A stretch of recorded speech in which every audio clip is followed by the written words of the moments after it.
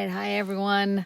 I want to talk a little bit more about what the Vermont Super 8 was and what it entailed, and also what day 2 was like on my journey. So, the Vermont Super 8 is a figure 8 of track, some pavement, some gravel roads, some single track.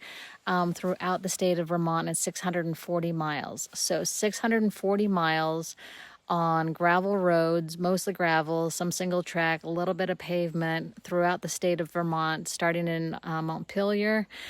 There is the North Lobe, which is 280 miles, and the South Lobe, which is 360 miles.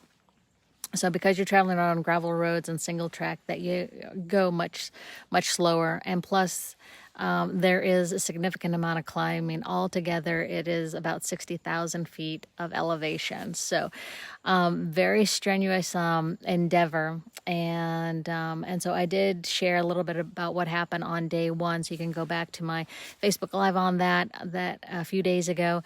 So today I want to share with you what happened on day 2, because at the end of day 1 was that I set up camp right off of the AT trail. As long as you're a little bit off of the trail, you're safe, and you can camp out. And that was free, and it was so cool just lying down and looking up at the stars through the trees was just beautiful, and the moon was quite bright too.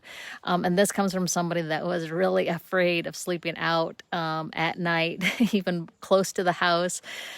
So this was a huge endeavor, but the problem is that I had lost my brakes. So I was able to get a little bit of cell service, so I was YouTubing how to tighten up your brake cables, and none of that worked on the bike that I have. So I was really at the top of a hill, so I had to walk my bike down the hill, all in the descents, which is really hard because you've worked so hard on the ascents that you're having to walk the descents, so I couldn't make up any time there. And then I could pedal on some of the flat surfaces, but if I could see on a descent that it was ascending very quickly, that I could go down and then just pedal my way up the next hill. But that didn't happen very often. So for 10 miles to get to Woodstock, from where I was off of the Appalachian Trail, it took me about 3 hours to run with my bike and pedal on the flats where I could. And at Woodstock Village Sports Shop, they took me right away. She took down this really nice bike off of her stand. I think her name was Lynn, and she put my bike, my old mountain bike with panniers on, and I had mud caked on it. And she was just so nice and willing to help. And she showed me that those brand new brake pads that I had when I started are completely shot through the conditions that I was cycling through and descending on. So she replaced the brake pads, and she tightened up the cables for me. She let me charge up my electronics while I was there. She let me hose down my bike afterwards, and I grabbed a bite to eat, and then shortly after that I was on my way. And so there was a few miles of pavement before there was a turn onto gravel. And the way I like to approach these things is that I don't like to know what's coming up, and it's a good thing that I didn't. I just sort of just let the journey unfold in front of me, and I just do what's put in front of me. And that was about a 10-mile climb, and so most of it I had to push my bike on, which is pretty heavy with all my gear, my sleep systems, my food, my hydration. And so what was cool is that there were 2 trucks.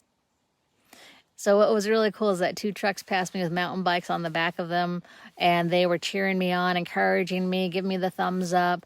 Another Subaru with 2 guys that were mountain biking stopped, and they asked me if I needed anything, any water, any food. They had rented a house. All these guys were together. They had rented a house, and they were just going home for lunch. And they couldn't believe that I had started this endeavor, the Vermont Super 8, and they told me to stop in and have some lunch with them, but I had such a delay, I just wanted to keep going. When I made it to where their house was, there was a guy that was sitting in a chair at the end of the driveway just cheering for me, and there was a few other guys that came down the road and just cheering for me as I was going on. Totally unexpected, but just the kindness of strangers was just amazing, and it really helped me to keep going.